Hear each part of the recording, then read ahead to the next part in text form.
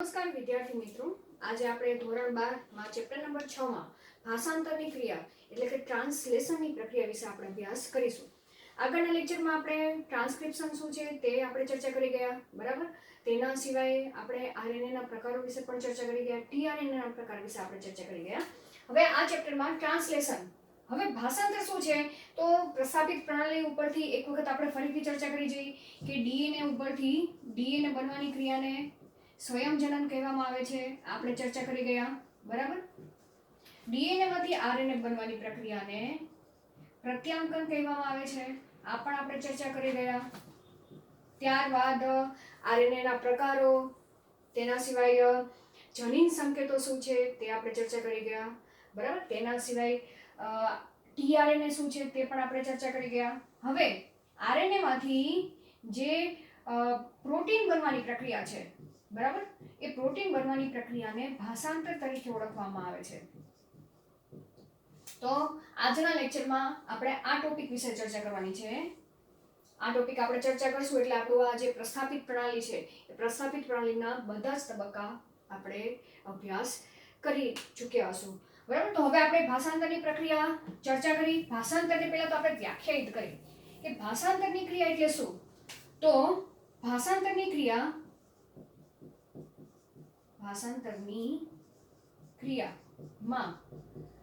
Amino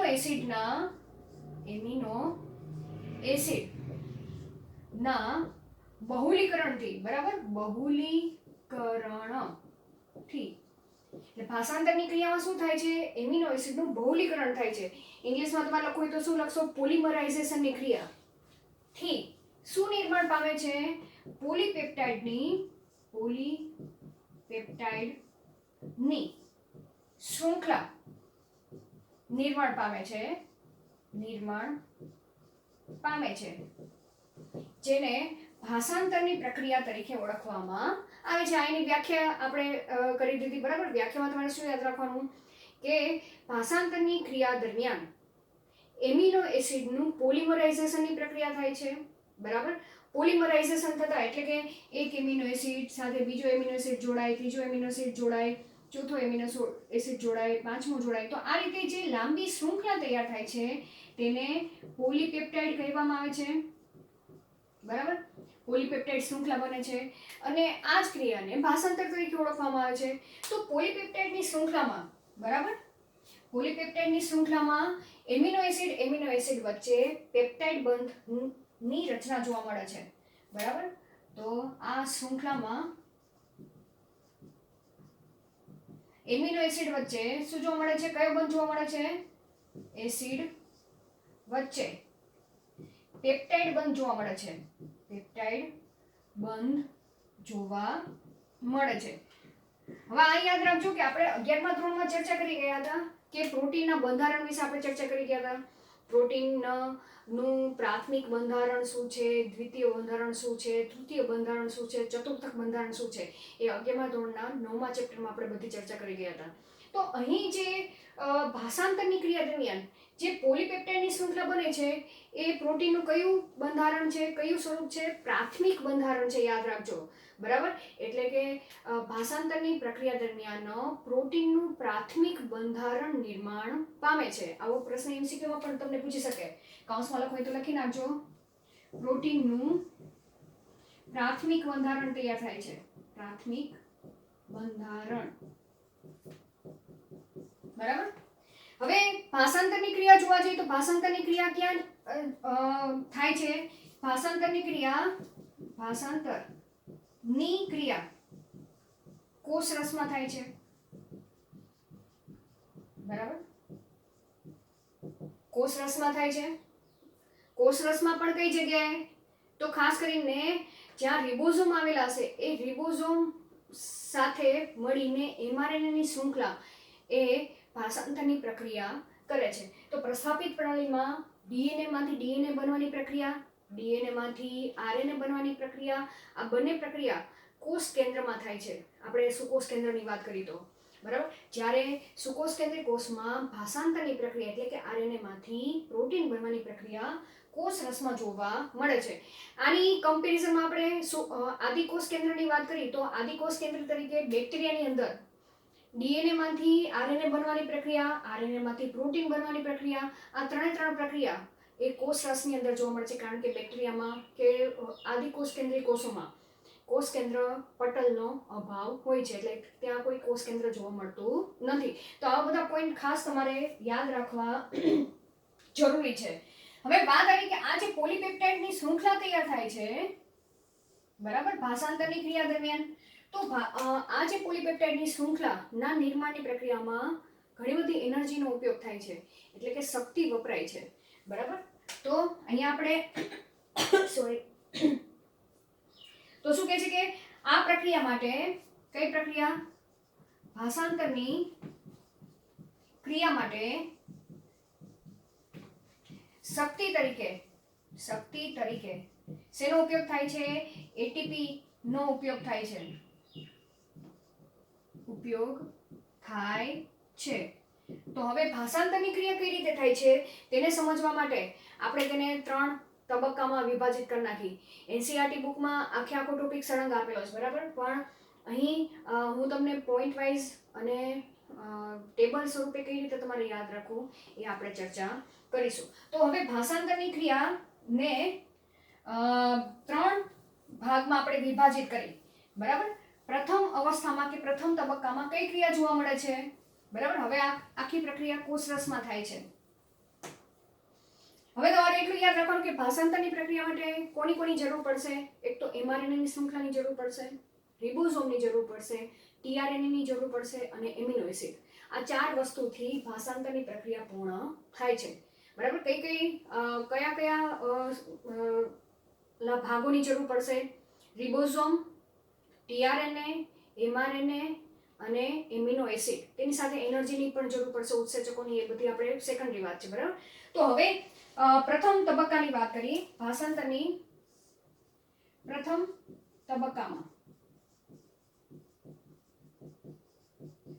તબક્કામાં શું થાય છે કે જે કોષ રસની અંદર 20 પ્રકારના એમિનો એસિડ કેવા હોય છે? નિષ્ક્રિય સ્વરૂપમાં હોય છે, બરાબર. જ્યારે ભાષાંતરની પ્રક્રિયા કરવાની ચાલુ થશે ત્યારે તો પહેલા તો કોષ રસમાં રહેલા એમિનો એસિડ સક્રિય થશે. અને એમિનો એસિડ કઈ રીતે સક્રિય થશે? તે પહેલા એટીપી સાથે જોડાશે અને નિષ્ક્રિય એમિનો એસિડ સક્રિય એમિનો એસિડમાં રૂપાંતર પામે છે. તો અહીંયા લખી નાખો, પ્રથમ તબક્કામાં શું થાય છે? એમિનો એસિડ એટીપી સાથે જોડાય છે, બરાબર. એટીપી સાથે જોડાશે તો તે સક્રિય એમિનો એસિડમાં રૂપાંતર પામે છે. શેમાં? સક્રિય એમિનો એસિડમાં રૂપાંતર પામે છે. ખ્યાલ આવી ગયો, બરાબર. હવે તેના બીજા તબક્કામાં, આ પ્રથમ તબક્કો જોઈ ગયા, બરાબર. પછી તેના બીજા તબક્કા દરમિયાન શું જોવા મળે છે કે ખાસ કરીને આપણે અહીંયા લખી નાખી દ્વિતીય તબક્કો. દ્વિતીય તબક્કા દરમિયાન જે સક્રિય એમિનો એસિડ છે એ સક્રિય એમિનો એસિડ, બરાબર, હું અહીંયા લખી નાખું સક્રિય એમિનો એસિડ એ ટીઆરએનએ સાથે જોડાશે. શેની સાથે જોડાશે? ટીઆરએનએ સાથે જોડાશે અને શું બનાવે છે? એમિનો એસાઇલ ટીઆરએનએ નિર્માણ પામે છે. ખ્યાલ આવી ગયો? નિર્માણ પામે છે. શું નિર્માણ પામે છે? એમિનો એસાઇલ ટીઆરએનએ નિર્માણ પામે છે, બરાબર. ખ્યાલ આવી ગયો? તો હવે અહીંયા શું થાય છે? માનો કે ફોર એક્ઝામ્પલ આ એમિનો એસિડ છે, બરાબર. એમિનો એસિડ સાથે આ રીતે અહીંયા એટીપી નો અણુ જોડાશે, બરાબર. એટીપી છે. તો હવે આ એમિનો એસિડ એ શેમાં રૂપાંતર થઈ જશે? સક્રિય સ્વરૂપમાં રૂપાંતર પામી જશે. તો માનો કે ફોર એક્ઝામ્પલ આ એમિનો એસિડનું સક્રિય સ્વરૂપ છે, બરાબર. તો અહીંયા સક્રિય લખું છું, સક્રિય એમિનો એસિડ. હવે આ સક્રિય એમિનો એસિડ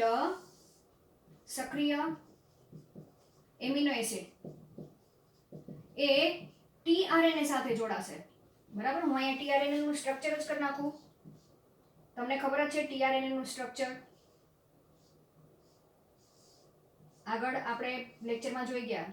આ 3 પ્રાઇમ છેડો છે, અહીંયા OH ગ્રુપ છે, બરાબર. આની સાથે જોડાશે સક્રિય એમિનો એસિડ અને આનું બંધારણ કંઈક આવું જ તૈયાર થશે. એમિનો એસિડ ટીઆરએનએ નું સ્વરૂપ કઈ રીતે થશે, પેલા ટીઆરએનએ કરી નાખો.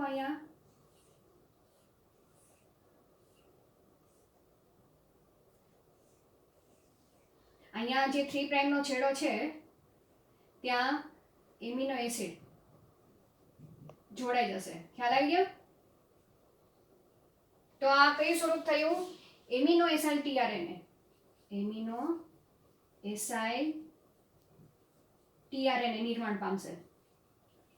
તો એવા જ્યારે ભાષાંતરની પ્રક્રિયા દરમિયાન આપણે આગળ ચર્ચા કરી ગયા 61 પ્રકારના ટીઆરએનએ છે. તો 61 પ્રકારના ટીઆરએનએ એમિનો એસાઇલ ટીઆરએનએ માં રૂપાંતર પામશે, બરાબર.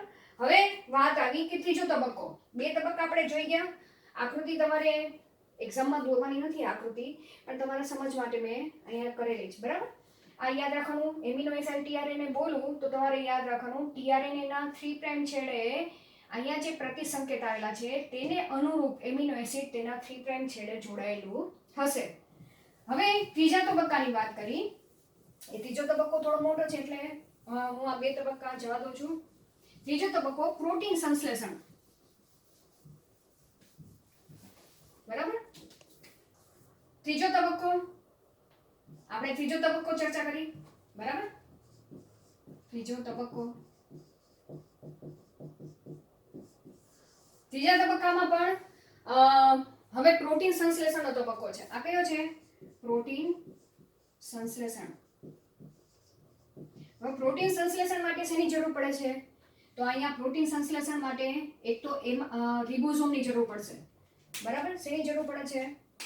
સંશ્લેષણ, બરાબર. રિબોઝોમ, બરાબર. પછી એમઆરએનએ ની શૃંખલાની જરૂર પડશે.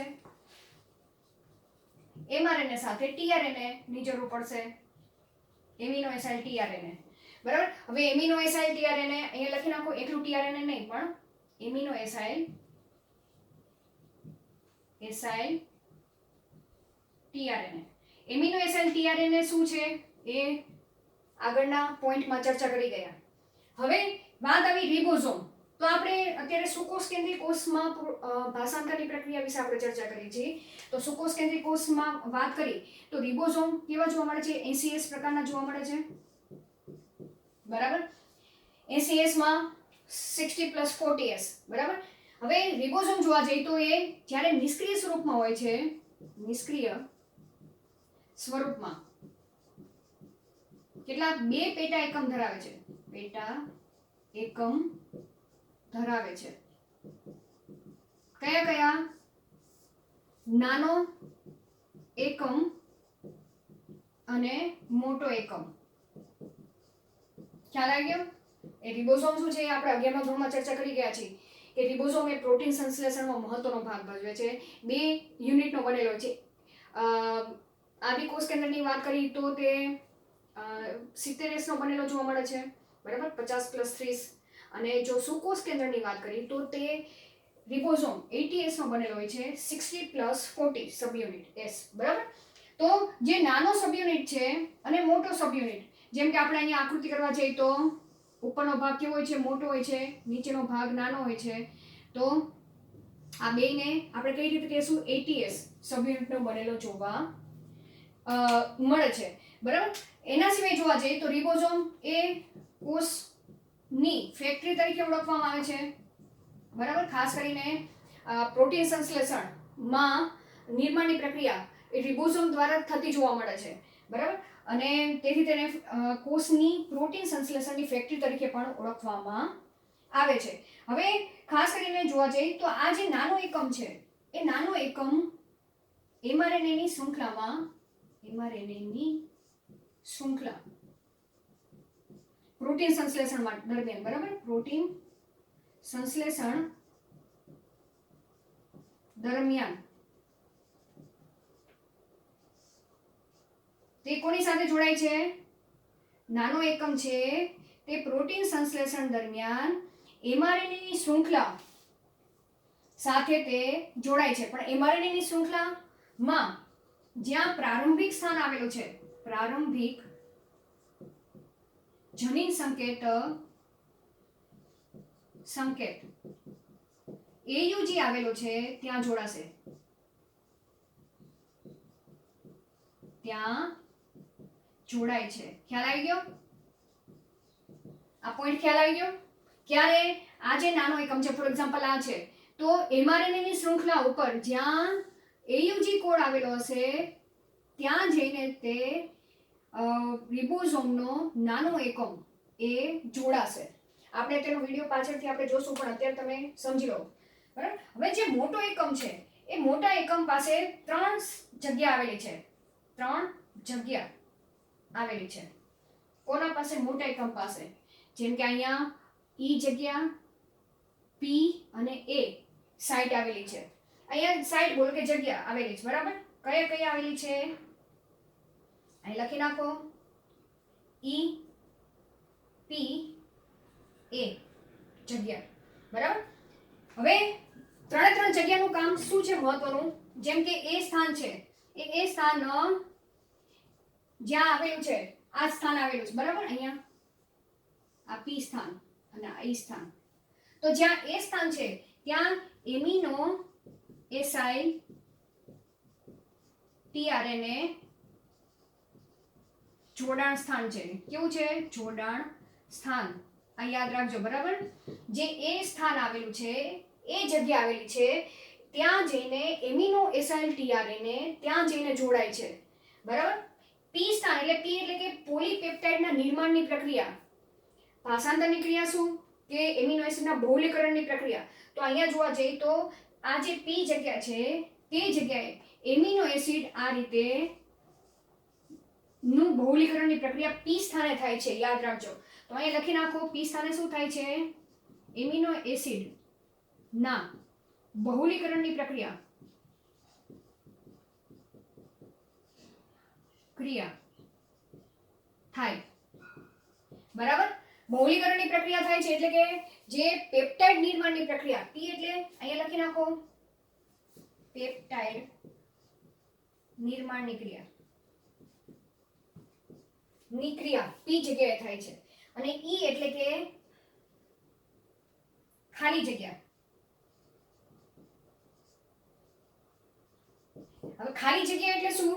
કે જ્યાં આ જે સ્થાન છે, E સ્થાન છે, ત્યાંથી ખાલી થયેલો tRNA કે એમિનો એસિડ ને આપી દીધો, પણ હવે જે tRNA ખાલી થઈ ગયો છે તેના 3' છેડા ઉપરથી એમિનો એસિડ દૂર થઈ ગયો છે, બરાબર. એ ખાલી tRNA એમ્પ્ટી સાઈડમાંથી એટલે કે આ ખાલી જગ્યામાંથી અહીંયાથી બહાર નીકળે છે. તો આ 3 સ્થાન તમારે ખાસ યાદ રાખવાના છે. NCERT બુકમાં નથી, બરાબર, પણ તમને નીટ જેવી એક્ઝામમાં આમાંથી પ્રશ્ન તમને પૂછી શકે છે. જૂના સિલેબસમાં આ ટોપિક સરસ રીતે સમજાવેલો હતો. હવે વાત આવી mRNA ની શૃંખલા. તો mRNA નું શું મહત્વ છે? તો ખાસ રિબોઝોમ ના જે નાના પેટા એકમ સાથે mRNA ની શૃંખલા જોડાય છે, બરાબર. તેના સિવાય જોવા જઈએ તો જ્યારે આ પેપ્ટાઇડ નિર્માણની પ્રક્રિયા, આપણી NCERT બુકમાં એક પોઈન્ટ આપેલો છે કે પેપ્ટાઇડ નિર્માણમાં અથવા તો પેપ્ટાઇડ બંધ નિર્માણમાં રિબોઝોમ શેના તરીકે વર્તે છે? રિબોઝોમ એ ઉત્પ્રેરક કે ઉત્સેચક તરીકે વર્તે. તમે લખી શકો, ઉત્સેચક તરીકે વર્તે છે, બરાબર. પેપ્ટાઇડ બંધના નિર્માણમાં રિબોઝોમ એ શેના તરીકે વર્તે છે? ઉત્સેચક તરીકે વર્તે છે, બરાબર. એવી જ રીતના જો બેક્ટેરિયાની વાત કરીએ તો બેક્ટેરિયામાં જે 23 rRNA છે એ શેના તરીકે વર્તે છે? રિબોઝાઇમ તરીકે વર્તે છે. એટલે કે ઉત્સેચક જ છે, અને તે ઉત્સેચકની મદદથી જે અહીંયા એમિનો એસિડ વચ્ચે જે પેપ્ટાઇડ બંધ બનાવવાનો હોય તે પેપ્ટાઇડ બંધ બનાવવામાં રિબોઝોમ એ અમુક વખત તે સમયે ઉત્સેચક એટલે કે રિબોઝાઇમ તરીકે વર્તે છે. તેના સિવાય જોવા જઈએ તો આ રિબોઝોમ છે એ શેનું બનેલું છે એ આપણે આગળ ચર્ચા કરી જ ગયા છીએ કે તે આરઆરએનએ અને પ્રોટીનનું બનેલું છે. બરાબર, પ્રોટીનનું બનેલું છે. એમાંય પ્રોટીન તરીકે જોવા જઈએ તો 80 પ્રકારના પ્રોટીન રિબોઝોમના બંધારણમાં ભાગ ભજવે છે. તો જો આ રિબોઝોમ વિશે આપણે ચર્ચા પૂર્ણ કરી. બરાબર, એમઆરએનએ ની શૃંખલા વિશે વાત કરી તો એમઆરએનએ એ ક્યાં જોડાય છે? પ્રોટીન સંશ્લેષણ દરમિયાન રિબોઝોમ નાના એકમ સાથે જોડાય છે. શેના? નાના એકમ સાથે જોડાય છે. હવે એમઆરએનએ ના તમને ખબર જ છે કે એમઆરએનએ શૃંખલામાં પ્રારંભિક સંકેત પણ આવેલો હોય છે અને સમાપ્તિ સંકેતની હાજરી પણ જોવા મળે છે. બરાબર, તો એ તમે બધી નોંધ લખવી જરૂરી છે તમારી. બરાબર, આપણે અહીંયા લખી નાખી કે એમઆરએનએ પાસે પ્રારંભિક સંકેત પણ છે અને કયો સંકેત આવેલો છે? સમાપ્તિ સંકેત પણ છે. બરાબર, તેના સિવાય એમઆરએનએ ની શૃંખલા ઉપર વધારાના બેઝ પણ આવેલા છે. બરાબર, શું કહેવા માંગે છે કે એમઆરએનએ શૃંખલા ઉપર વધારાના બેઝ ની હાજરી જોવા મળે છે. બેઝ એટલે કે ન્યુક્લિયોટાઇડ. બરાબર, વધારાના બેઝ જોવા મળે છે જેનું ભાષાંતરિત થતું નથી. એટલે શું કે એમઆરએનએ શૃંખલા પર આપણે જરાક આગળનો ટોપિક લેક્ચરમાં મેં લીધેલું છે કે એચએનઆરએનએ શૃંખલામાંથી એમઆરએનએ કઈ રીતે બને છે કે તેના 5 પ્રાઇમ છેડે કેપિંગની પ્રક્રિયા થાય છે, 3 પ્રાઇમના છેડે ટેઇલિંગની પ્રક્રિયા થાય છે. તો જે કેપિંગ વાળો ભાગ છે અને ટેઇલિંગ વાળો ભાગ છે, બરાબર, તેનું ભાષાંતરની પ્રક્રિયા દરમિયાન તેનું ભાષાંતરિત થતું નથી એટલે કે તેમાંથી તે ભાગ માંથી પ્રોટીનના નિર્માણની પ્રક્રિયા થતી નથી. એટલે અહીંયા શબ્દ વાપરેલો છે કે વધારાના બેઝ જોવા મળે છે જેનું ભાષાંતરિત થતું નથી. બરાબર, ખ્યાલ આવી ગયો? શું કહેવા માંગે છે કે જેનું ભાષાંતરિત થતું નથી અને તેવી શૃંખલાને શેના તરીકે ઓળખવામાં છે? અનટ્રાન્સક્રાઇબ્ડ રિજન તરીકે ઓળખવામાં આવે છે. જેને અનટ્રાન્સક્રાઇબ્ડ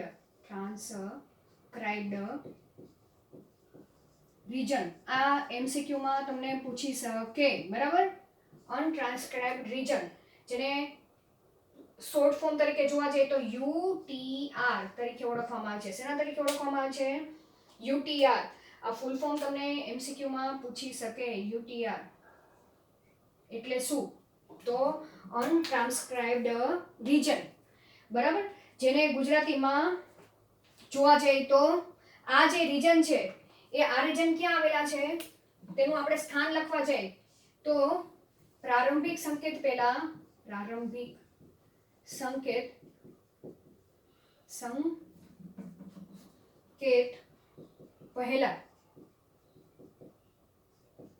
હોય છે.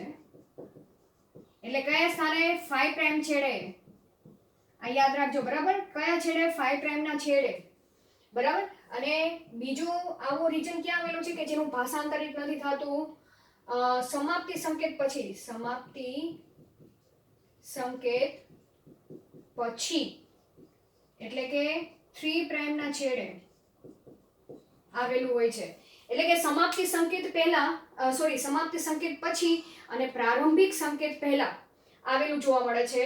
એટલે કે 5 પ્રાઇમના છેડે પણ હોય છે અને 3 પ્રાઇમના છેડે. જેમ કે ખબર જ છે કે જે કેપિંગની પ્રક્રિયા છે, બરાબર, એ કયો ભાગ કહેવાશે? UTR રિજન કહેવાશે. અને એવી જ રીતના જે ટેઇલિંગ વાળો ભાગ છે એમઆરએનએ શૃંખલામાં જ્યાં 200 થી 300 જેટલા એડેનિન ન્યુક્લિયોટાઇડ જોડાયેલા છે ત્યાં, તો એ પણ યુટીઆર રીજન તરીકે તેને ઓળખવામાં આવે છે. બરાબર. હવે અને જે એમઆરએનએ શૃંખલાનો જે વચ્ચેનો ભાગ છે, પ્રારંભિક સંકેત અને સમાપ્તિ સંકેત વચ્ચેનો જે ભાગ છે, એ પોલીપેપ્ટાઇડ વાળો સાંકેતિક ભાગ તરીકે તેને ઓળખવામાં આવે છે, કે જે ભાગમાંથી પોલીપેપ્ટાઇડ શૃંખલાનું નિર્માણ થવાનું છે, એટલે કે બંધારણીય જનીન આવેલું છે. બરાબર, તમે કહી શકો. તો અહીંયા આટલી આપણે ચર્ચા કરી ગયા. હવે આપણે પોલીપેપ્ટાઇડ શૃંખલાના નિર્માણની પ્રક્રિયા વિશે આપણે ચર્ચા કરી. બરાબર. હવે શેની ચર્ચા કરશું આપણે? પોલીપેપ્ટાઇડ ના નિર્માણની પ્રક્રિયા. તો હવે પોલીપેપ્ટાઇડના નિર્માણની પ્રક્રિયા કરી. પેપ્ટાઇડ ના નિર્માણ. એ નિર્માણ માટે આપણે શું જોઈએ છે એ બધી આપણે ચર્ચા કરી ગયા. રિબોઝોમ, તો રિબોઝોમનું બંધારણ ચર્ચા કરી ગયા. બરાબર. એમઆરએનએ, તો એમઆરએનએ શૃંખલા શું છે, કયા કયા ભાગો આવેલા છે એ આપણે ચર્ચા કરી ગયા. એમિનો એસિડ ટીઆરએનએ, તો એ કઈ રીતે તૈયાર થાય છે એ પણ આપણે ચર્ચા કરી ગયા. હવે આપણે ચર્ચા કરી કે કઈ રીતે શરૂઆત થાય છે. બરાબર. તો આને પણ સમજવા માટે આપણે તેને 3 ભાગમાં વિભાજિત કરી નાખી. કઈ કઈ પ્રક્રિયા? પ્રારંભિક પ્રક્રિયા. બરાબર, એટલે કે શરૂઆતની પ્રક્રિયા. શરૂઆતની પ્રક્રિયા બાદ પ્રલંબન પ્રક્રિયા.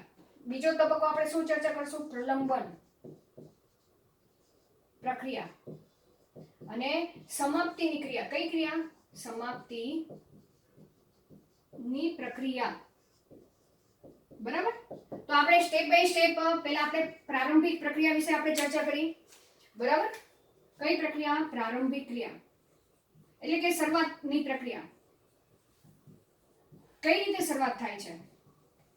તો સૌપ્રથમ આપણે શરૂઆત કરી કે સૌપ્રથમ આને પણ પોઈન્ટ વાઇઝ રીતે તૈયાર કરશું.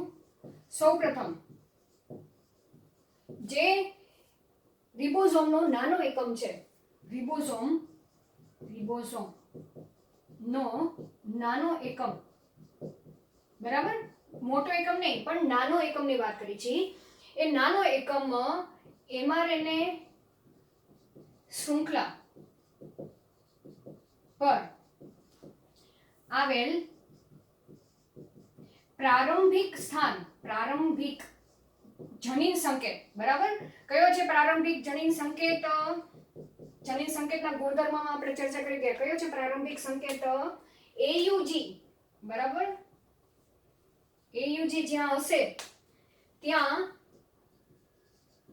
જઈને જોડાશે. ખ્યાલ આવી ગયો? બરાબર. પહેલો પોઈન્ટ કયો?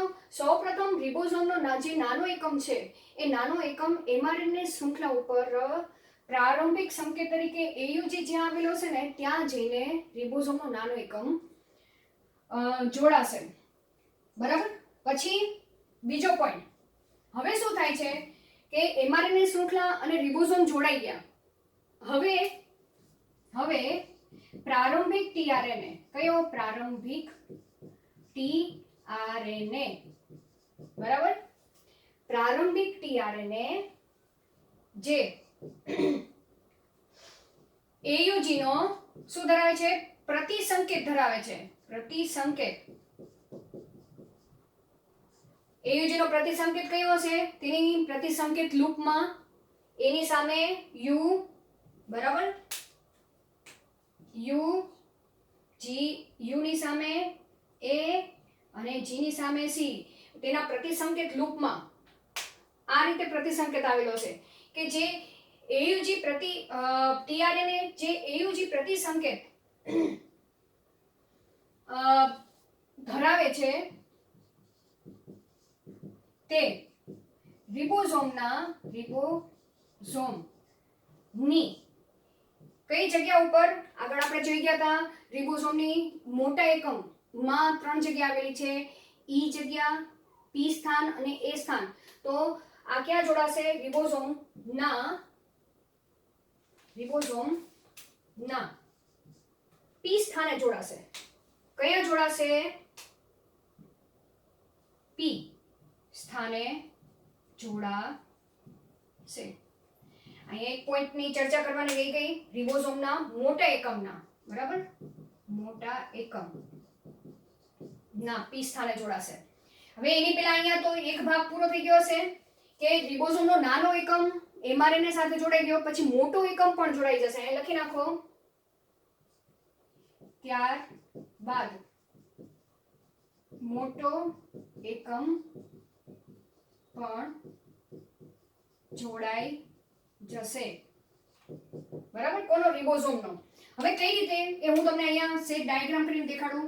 આ કઈ છે? mRNA ની શૃંખલા છે, બરાબર, mRNA છે. હવે અહીંયા AUG કોડ આવેલો છે ફોર એક્ઝામ્પલ. તો રિબોઝોમ નો નાનો એકમ એ સૌપ્રથમ અહીંયા જોડાશે. આ રિબોઝોમ છે, નાનો એકમ છે, બરાબર, આ રીતે અહીંયા જોડાઈ ગયો.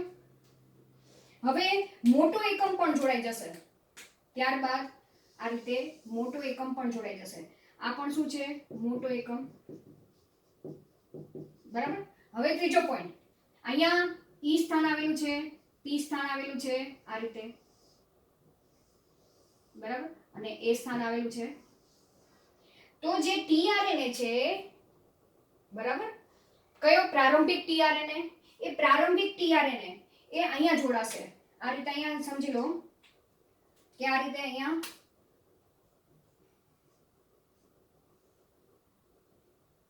આ પી સ્થાન છે, ત્યાં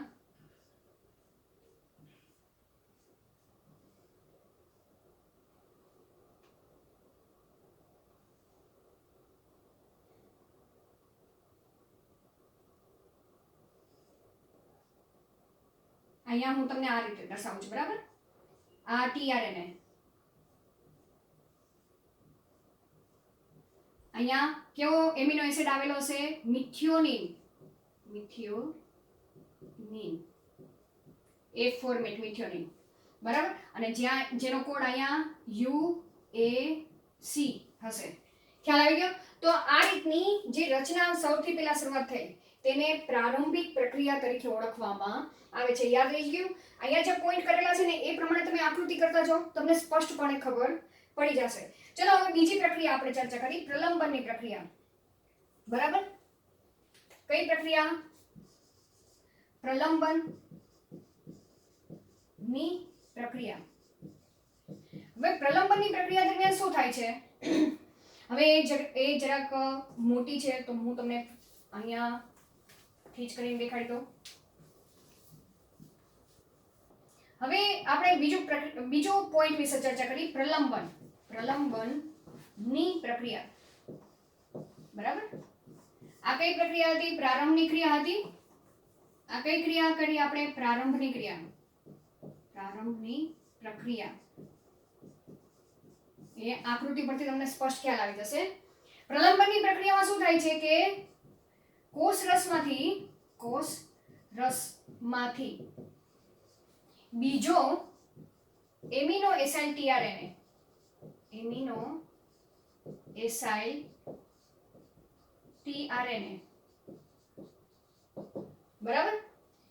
હવે શેને અનુરૂપ આવે છે કે આ જે પ્રારંભિક સંકેત છે એ પ્રારંભિક સંકેત પછી કયો જનીન સંકેત આવેલો છે? માનો કે ફોર એક્ઝામ્પલ અહીંયા હું જોવા જાઉં તો પ્રારંભિક સંકેત પછી UCG આવેલો છે, બરાબર. તો UCG જનીન સંકેત છે તેને અનુરૂપ કોષરસમાંથી બીજો એમિનો એસાઇલ tRNA આવશે. ખ્યાલ આ યાદ રાખજો, બરાબર. આખું મોટું સેન્ટેન્સ લખવાની જરૂર નથી, પણ તમારે ખાલી આટલું જ યાદ રાખવાનું. સમજૂતી માટે તમને હું સમજાવું છું, બરાબર, કે કોષરસમાંથી બીજો એમિનો એસાઇલ tRNA બીજા જનીન સંકેતને અનુરૂપ, જનીન સંકેત ને અનુરૂપ ક્યાં જોડાશે? રિબોઝોમના મોટા એકમના એ સાઇટ ઉપર જોડાશે. યાદ રાખજો, બરાબર. જનીન સંકેતને અનુરૂપ રિબોઝોમના એ, હું અહીંયા આ રીતે બીજી પેનથી લખું છું, બરાબર. કયા સ્થાને જોડાશે? એ જગ્યા પર જોડાશે, જગ્યા પર જોડાશે. ખ્યાલ આવી ગયો શું કહેવા માંગુ છું? અહીંયા પેલો જે પ્રારંભિક પ્રક્રિયામાં તો તમે અહીંયા જોયું બરાબર કે સૌથી પહેલો જે પ્રારંભિક ટીઆરએનએ કયો હતો? એફ મિથિયોનિન ધરાવતો ટીઆરએનએ, બરાબર. જે પ્રારંભિક સંકેતને અનુરૂપ પ્રતિસંકેત ધરાવતો ટીઆરએનએ અહીંયા સૌથી પહેલા જોડાણો, જેને પ્રારંભિક ટીઆરએનએ પણ કહેવાય છે, બરાબર. અને ત્યારથી પ્રક્રિયાની શરૂઆત થઈ. પછીની પ્રક્રિયામાં કોષરસમાંથી અહીંયા જે કેવો જનીન સંકેત આવેલો છે તે જનીન સંકેતને પૂરક ન્યુક્લિયોટાઇડ ધરાવતો એમિનો એસિડ ટીઆરએનએ એ પહેલા તો જનીન સંકેતને શું કરશે? વાંચશે. તેને અનુરૂપ એમિનો એસિડ ટીઆરએનએ એમિનો એસિડને લઈને એ સ્થાને જોડાશે, બરાબર. તો આની આકૃતિ કરવી હોય તો કઈ રીતે આકૃતિ થશે? પહેલા તો એમઆરએનએ ની શૃંખલા કરી નાખો, બરાબર. આ તમે આકૃતિ કરતા કરશો તો તમને વધારે સરળતાથી ખ્યાલ રહેશે. અહીંયા તમે એયુજી સંકેત કરી નાખો, આ પ્રારંભિક સંકેત, બરાબર. અહીંયા આ રીતે પહેલા તો રિબોઝોમનો મોટો ભાગ જોડી દો, ત્યાં આ રીતે ટીઆરએનએ આવશે, પ્રારંભિક ટીઆરએનએ અહીંયા જોડાશે,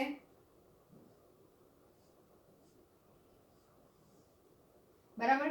જેની ઉપર યુ એ સી જનીન સંકેત હોય, પ્રતિસંકેત હોય, તેની ઉપર મિથિયોનિન પ્રકારનો એમિનો એસિડ હશે, બરાબર. અહીંયા કયો છે? મિથિયોનિન એમિનો એસિડ, બરાબર. પછી આ એનો મોટો ભાગ છે, બરાબર. આ પી સાઇટ છે, બરાબર. હવે બીજી એ સાઇટ ઉપર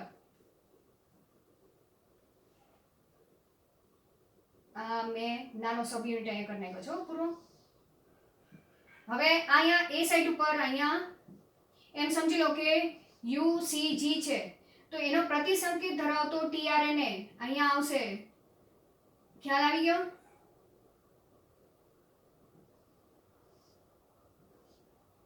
સોરી, ટીઆરએનએ થોડીક દોડતા વાર લાગે છે, બરાબર.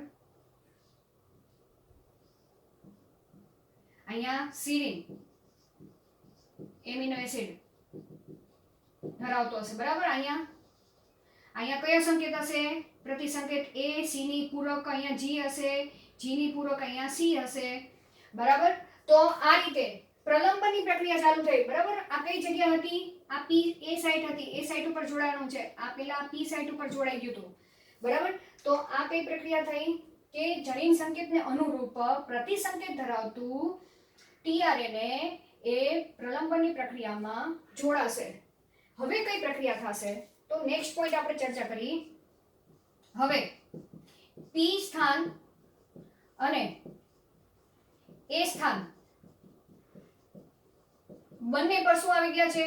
બંને પર એમિનો એસિડ છે, બરાબર. એમિનો એસિડ છે, બરાબર. અહીંયા પણ એમિનો એસિડ છે, અહીંયા પણ એમિનો એસિડ છે. હવે શું થશે? હવે બંને ટીઆરએનએ પર રહેલ એમિનો એસિડ વચ્ચે પેપ્ટાઇડ બંધ રચાશે, પેપ્ટાઇડ બંધ બનશે. ખ્યાલ આવી ગયો? કઈ રીતે? એમ સમજી લો કે અહીંયા આ બે વચ્ચે શું બની ગયું? પેપ્ટાઇડ બંધ બની ગયું. શું બની છે? આ પેપ્ટાઇડ બંધ. ખ્યાલ આવી ગયો? તો બે એમિનો એસિડ જોડાઈ ગયા. હવે શું થશે?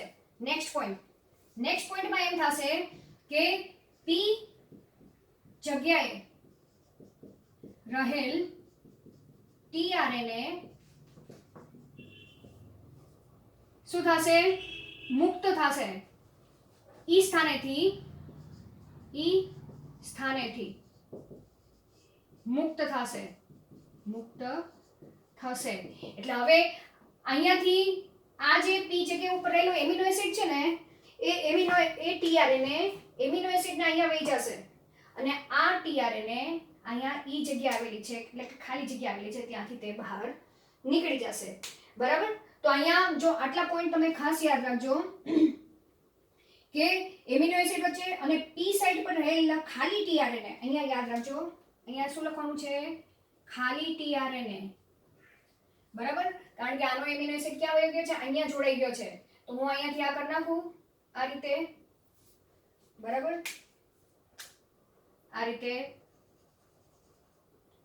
આ એમિનો એસિડ છે, આ પેપ્ટાઇડ બંધ છે. બરાબર. આ શું છે? પેપ્ટાઇડ બંધ છે. બરાબર. તો હવે આ ટીઆરએનએ ખાલી થઈ ગયો છે. અહીંયા આ ટીઆરએનએ ખાલી થઈ ગયો છે તો તે અહીંયાથી નીકળી જશે. બરાબર. યાદ રહી ગયું? આકૃતિ પ્રમાણે તમે પોઈન્ટ બનાવતા જજો એટલે તમે સરળતાથી કરી શકશો. હવે શું કહે છે કે આ થઈ ગયા બાદ આ રિબોસોમ છે, એ રિબોસોમ એક જનીન સંકેત આગળ ખસે છે. ખ્યાલ આવી ગયો? હવે માનો કે ફોર એક્ઝામ્પલ આ એમઆરએનએ ની શૃંખલા છે. આ એમઆરએનએ ની શૃંખલા તો આમ લાંબી છે. બરાબર.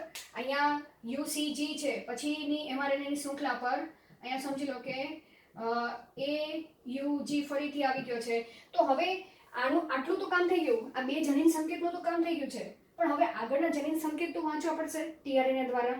અને ટીઆરએનએ ક્યારે વાંચશે? જ્યારે રિબોઝોમ સાથે તે ટીઆરએનએ જોડાશે તો રિબોઝોમને આગળ તો વધવું પડશે. બરાબર.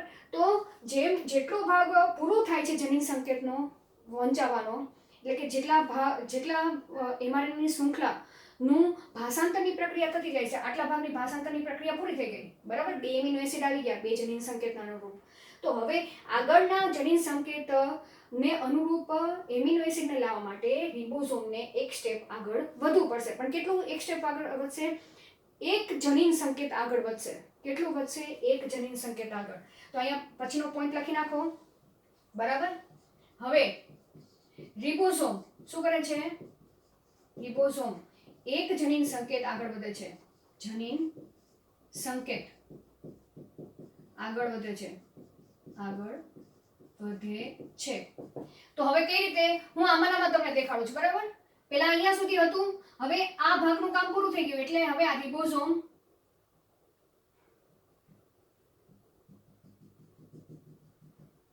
આમ આગળ વધ્યો આટલું. બરાબર. આ નાનો સબ યુનિટ એનો એ આટલું આગળ વધશે. ખ્યાલ આવી ગયો? હજી ન ખબર પડે તો હું અહીંયાથી આ રીતે આકૃતિ કરું છું. બરાબર. આ એક જનીન સંકેત નું કામ પૂરું થઈ ગયું છે. તો એ જનીન સંકેત જેમ આપણે કેમ એક સ્ટેપ આગળ વધી, સેમ એ રીતે એમાંની શૃંખલા તો એમને રહેશે, પણ રિબોઝોમ એક જનીન સંકેત આગળ વધશે. બરાબર. આ રિબોઝોમ એક જનીન સંકેત આગળ વધ્યું.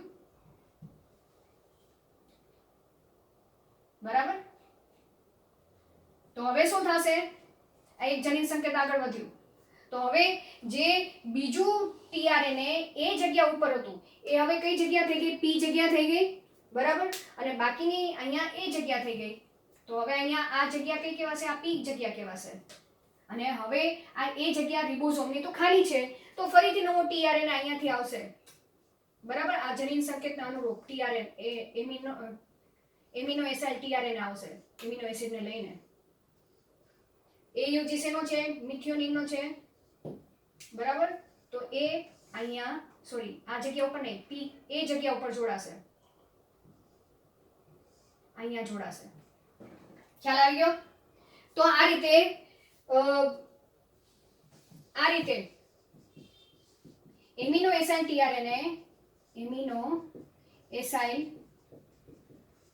ટીઆરએનએ જોડાતા રહેશે અને એમિનો એસિડ નવા આવતા રહેશે. નવા આવશે અને પેપ્ટાઇડ બંધથી જોડાશે. શેનાથી? પેપ્ટાઇડ બંધથી જોડાશે. પેપ્ટાઇડ બંધથી જોડાશે અને જ્યારે હવે એમ સમજી લો કે લાંબી શૃંખલા આ રીતે અહીંયા મિથિયોનિન જોડાણો, પછી બીજો એમિનો એસિડ જોડાણો, બીજો એમિનો એસિડ જોડાણો, તો આ રીતે લાંબી પોલીપેપ્ટાઇડની શૃંખલા તૈયાર થતી જશે. ક્યાં સુધી? જ્યાં સુધી એમઆરએનએની શૃંખલાનું જે બંધારણીય જનીન જ્યાં સુધી લંબાણ હશે ત્યાં સુધી પોલીપેપ્ટાઇડની શૃંખલા તૈયાર થતી જશે. કે નવો એમિનો એસિડ આવશે, પછી એ એમિનો એસિડ અહીંયા જે નવો આવ્યો છે એ નવો એમિનો એસિડ ઉપર આવેલા નવો ટીઆરએન આવેલો છે તેની ઉપર આવેલા એમિનો એસિડ વચ્ચે પાછું અહીંયા બંધાશે, બરાબર, અને લાંબી શૃંખલા તૈયાર થતી જશે. તો હવે અહીં આ તબક્કાને પ્રલંબન તબક્કા તરીકે ઓળખવામાં આવે છે. ક્યાં સુધી? અહીંયા સુધી તમારે પ્રલંબન તબક્કામાં લખવાનું, બરાબર. અહીંયાથી આ પોઈન્ટ છે. ખ્યાલ આવી ગયો? હવે આપણે છેલ્લો તબક્કા વિશે ચર્ચા કરી, સમાપ્તિનો તબક્કો. કયો તબક્કો? સમાપ્તિ તબક્કો. ત્રીજો પોઈન્ટ, સમાપ્તિ પ્રક્રિયા, બરાબર. તો સમાપ્તિની પ્રક્રિયા દરમિયાન શું થાય છે કે માનો કે અહીંયા સમજી લો કે mRNA ઉપર કયા સંકેતો? mRNA ઉપર સ્ટોપ કોડોન આવેલા હોય છે. આપણે આગળ ચર્ચા કરી ગયા સમાપ્તિ સંકેત તરીકે જ્યારે mRNA પર સમાપ્તિ સંકેત કયા સમાપ્તિ સંકેત છે? UAG, UGA, UAA આવશે ત્યારે કયો ફેક્ટર? આની આગળના લેક્ચરોમાં આપણે ચર્ચા કરી જ ગયા છીએ, રિલીઝિંગ ફેક્ટર, બરાબર, કે વિમોચકકારક. આપણી ગુજરાત એનસીઈઆરટી બુકમાં લખેલું છે વિમોચકકારક.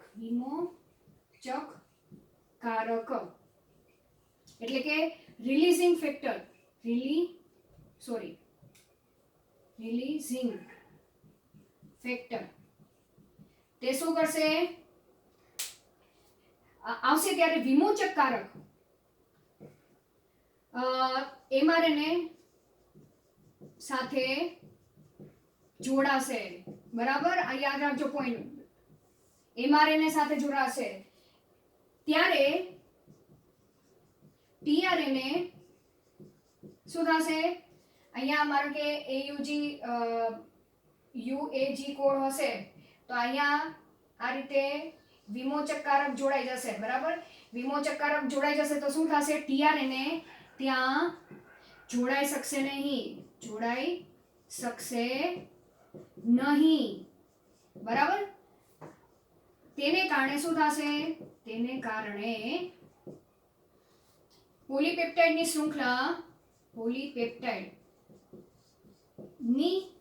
શૃંખલા ત્યાંથી શું પડે છે? છૂટી પડે છે. પણ ક્યાં? કોષરસમાં, બરાબર. યાદ રાખજો, કોષરસમાં. અને એ જે છૂટી પડેલી પોલીપેપ્ટાઇડની શૃંખલા છે જેને પ્રોટીનનું પ્રાથમિક બંધારણ તરીકે તેને ઓળખવામાં આવે છે. આગળની પ્રક્રિયા જે 11મા ધોરણમાં હતા બસ એ કન્ટિન્યુ ચાલશે અને પ્રોટીનનું બંધારણ, ચતુર્થક બંધારણ તૈયાર થાય છે અને પ્રોટીન એ કોષના જે તે ક્રિયામાં તેનો ઉપયોગ થાય છે. અહીંયા તમે જોશો તો ઘણી બધી કોમ્પ્લિકેટેડ પ્રક્રિયા છે, બરાબર. રિબોઝોમ, tRNA, mRNA અને એમિનો એસિડ મળીને જે પોલીપેપ્ટાઇડ શૃંખલા બનાવવાની પ્રક્રિયા કરે છે એ પ્રક્રિયા આપણે સુકોષ કેન્દ્રીય કોષમાં કઈ રીતે થાય છે તે આપણે ચર્ચા પૂર્ણ કરી. Thank you.